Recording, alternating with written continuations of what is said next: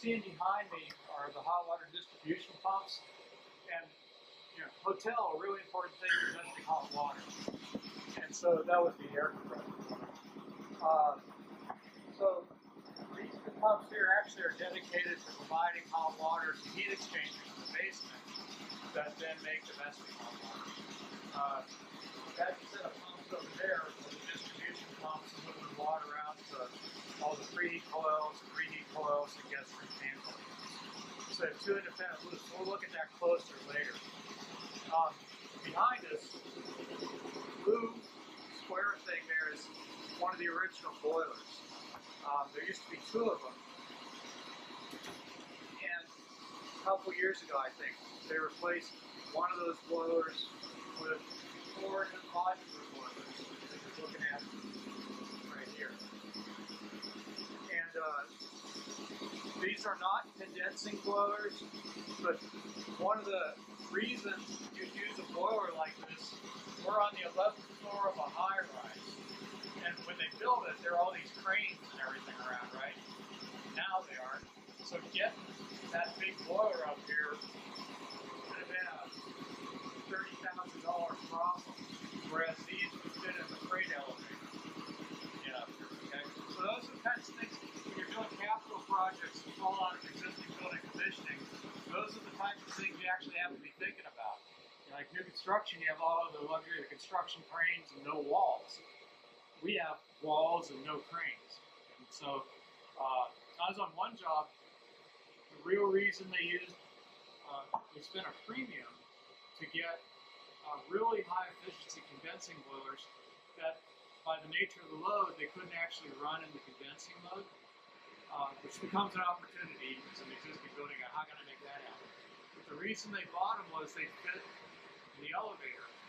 And it cost less money to buy the higher quality condensing boilers than it did to rig in a conventional boiler, even though they couldn't use that benefit of that efficiency. So it's kind of it opens the door for us to come into that building now and say, well, what do we need? How can we take advantage of that? Okay. So just walking around here a little bit. Come down here. These are the old pneumatic controls. Used to run this plant. This panel stuff. No, can't show you that. These are the new, relatively new. This is a 1970s, late 80s vintage direct digital control system. Basically, my joke when I'm working, Marriott has a lot of this system for some reason. So I've gotten to know it pretty well. In the 1970s, early 80s, I would have killed the Amazon system. Now I want to kill it. To reprogram it, you have to do a firmware version. That's inconceivable in our current technology. This is what's controlling. I think this particular panel is controlling the boilers and the boiler pumps. When you're going through these mechanical rooms, watch for things like this. This is the original control drawing. I guess this is the control drawing for the DDC stuff. The advantage of this is you don't know if it's right or not, but at least it's a starting point in a system diagram. And so, for instance, just looking at this, I can say, oh, they got a three-way valve. So that lets me control the temperature of the loop that's going to the air handling units and guest rooms, independent from the domestic water. This one I'm going to have to keep up over, well, they make kitchen water, so they have to make water at 140 with the Shellen tube. I probably can't let this get much below 160 or 170. In contrast, in the summer, I can probably do reheat with 90-degree water. And so this is a very expensive piping network. I don't know if you noticed when you're standing out on the roof, there's all these lines. There's basically a loop around the top of the building, and between each pair of guest rooms, there's a set of lines that go all the way down to the basement, another loop there. I ran the numbers out on a hotel similar to this. There's like 5 to 7 miles of pipe. And if you look at the losses from 180-degree insulated pipe and compare it to a 90-degree pipe, there's a lot of savings just with doing a reset. And that's a real easy thing to do, right? Software thing, or in this case, a firmware. So anyway, the point is, when you're walking around, try not to trip on the extension cord. When you're walking around, see one of those, take a picture, right? Okay. These are variable frequency drives. I believe these are from the hot water pumps. These drives have what's called a bypass contactor on them. In other words, if this piece of really complicated electronics fails, then you can throw it and it becomes an across-the-line starter, so you can keep the building working. Now, that's a mixed blessing. You can also blow something up, because if it's turned down really far, easier to do on an air hammer. If all the VAV boxes are backed off, and you go across the line at full speed, you can blow ducts up, okay? And actually, my recent insight about 2 years ago was, originally, this was, well, in my first variable speed job, I compared a variable frequency drive with a 40 horsepower eddy current clutch. And I bought the eddy current clutch because I could get it for $20,000, and the VFD 40 horsepower was 50, and it was as big as 2 motor control center sections. You know, this one right here is probably about a 40 horsepower drive, and last time I priced it with a bypass, it was about $16,000. Without the bypass, it might be 5 or 6. And what I realized was one of the biggest retro-commissioning findings out there is the drive failed. And it's in bypass. And so instead of buying the bypass contactors, I'm now starting to suggest buy a spare drive. And when this one fails, you got a spare on the shelf, that'll make the benefits persist. And it actually may be cheaper than buying one of these with bypass, and it's operationally probably safer. A little longer outage, but if you plan for that, you train the guys how to do it, it's not really that different. So just a thought. Moving along, this right here is the motor control center, okay? One of the things I always look at when I go by a motor control center is this little guy right here. That's a handoff auto selector switch. If there's a schedule and this is in hand, you may have a schedule in software, but it's not being scheduled, okay? So look at the motor control center when you walk by and see what you see.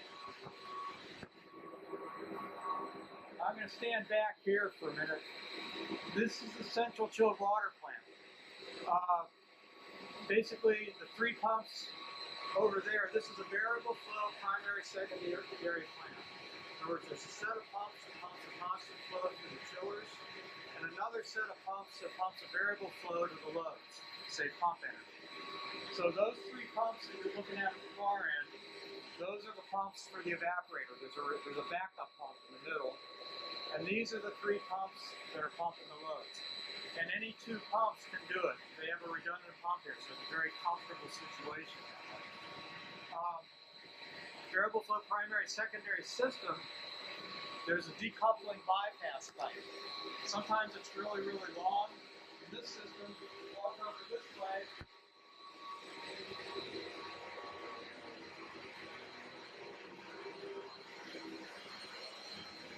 Decoupling bypass is a little short piece of pipe straight above my head.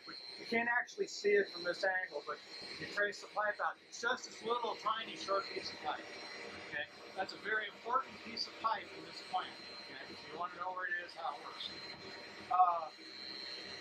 These big green things, those are centrifugal chillers. Okay, let's go by the one that isn't running. It'll be a little quiet.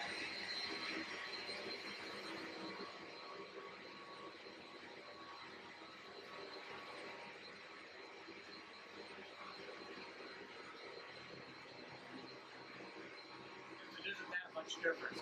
But when I'm walking through a room like this, one of the things I look at is, what's the amps? So this is the starter for the chiller. So right now this chiller is drawing 160, 170 amps. And I happen to know if you look at the nameplate, it's around 300 as I recall. It's not a purely linear relationship, but this machine's 40, 50% loaded maybe. It was like maybe 55 outside. This building has 100% outdoor air handling systems, economizer equipped air handling systems. And jet stream fan coil units. So if you think about that for a minute, 100% outdoor air handling system trying to make air in the mid-50s, that's not a load right now. Economizer equipped air handling system trying to make air in the mid-50s, that's not a load right now. Guest rooms. You run the air conditioning in your house when it's 55 outside, guest rooms are perimeter load. Probably not 150 tons of load. That's a clue that there's something wrong out there. There shouldn't be 150 tons of load on this plant right now. And what we know from working on this building is there actually is a bunch of jammed up economizers and stuff like that. They were just looking at them. And so, what I'm saying, when you're walking through the first time, if you look at stuff like this, you can start realizing, hey, wait a minute, there's some opportunity here, right? Let's not look at the cooling towers, and then you guys probably are done eating lunch now, and probably want to get cool. So, this stuff right here, this is the water treatment equipment. And since, I've been talking about, we'll come back and talk about this a different time, a little more depth. Let's just go out and see the rest of the system.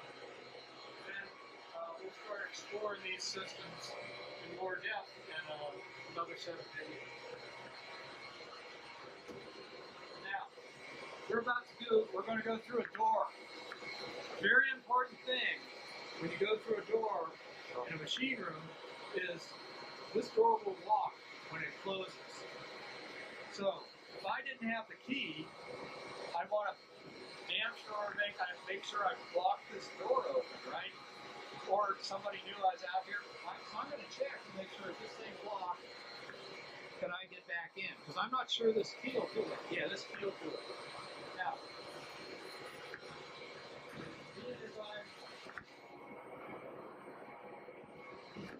nervous type, I'm going to block it open anyway. Okay. So here we are. These in the background here are the cooling towers. I think if we walk up this way, it's a better shot.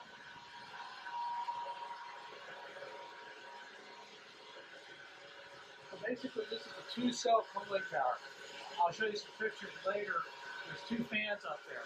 And you can sort of see that vertical divider. That's what separates the cells. Okay? In other words, I'm going to get back there and I'll point to it.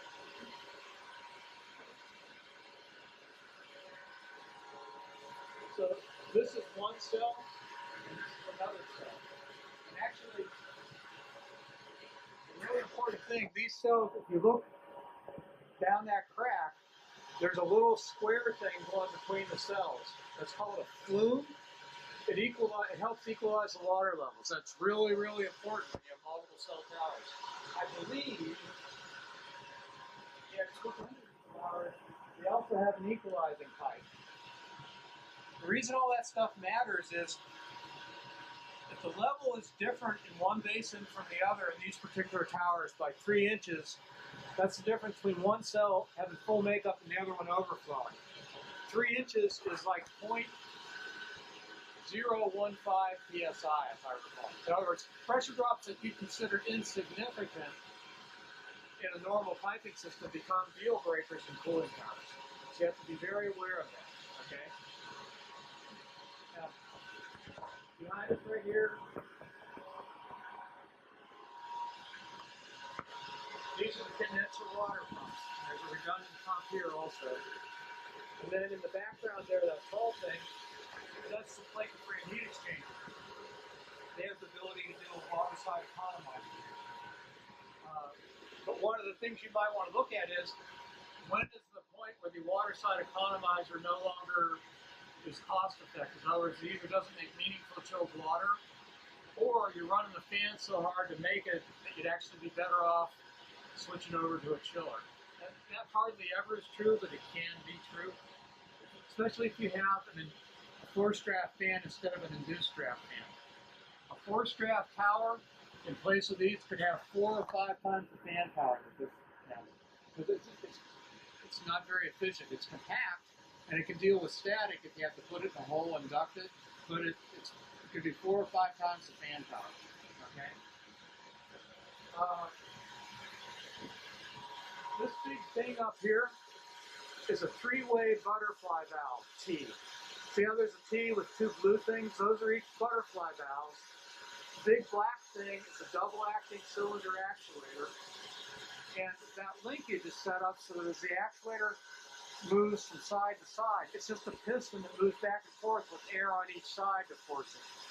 And as the piston moves back and forth, it'll close one butterfly valve while it opens the other one, or vice versa. So it gives you a three-way valve. It's just made of two independent valves.